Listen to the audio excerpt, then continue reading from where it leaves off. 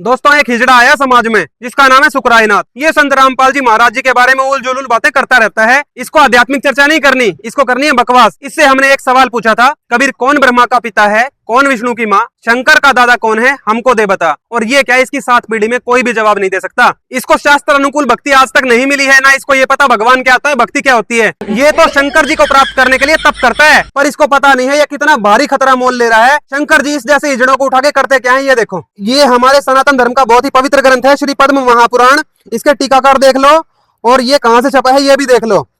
चौखंबा सुभारती प्रकाशन वाराणसी से।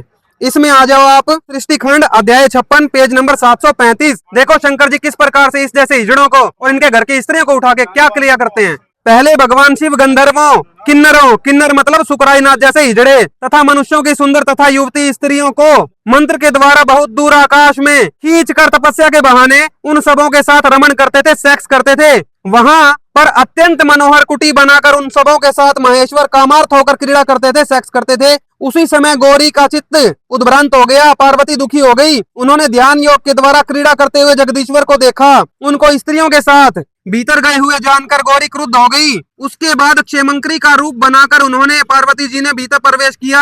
आकाश में अत्यंत दूर एकांत में कामदेव के समान कांति वाले सुंदरी स्त्रियों के मध्य में विद्यमान शुभ्र पुरुष, पुरुषोत्तम मतलब शिव जी को स्त्रियों के साथ आलिंगन करके बार बार क्रीड़ा करते हुए और आश्वस्त होकर खूब चुंबन करते हुए काम पर्वत शिव जी को देखकर क्षेमंकरी उनके सामने ही खड़ी होगी पार्वती जी, और उन सबों के केश पकड़कर उन्हें खींचकर चरणों से मारा। ये शुकराईनाथ जैसे हिजड़े पीटे पार्वती जी ने। लज्जित होकर शिव जी तो पीछे मुख करके खड़े थे। पार्वती जी ने उन सबों के केश को पकड़कर और खींचकर क्रोध पूर्वक पृथ्वी पर पटक दिया। भाऊ बताना एक बार शंकर जी ने क्या कर दिया इस हिजड़े के साथ। Hey, y'all, come look at this.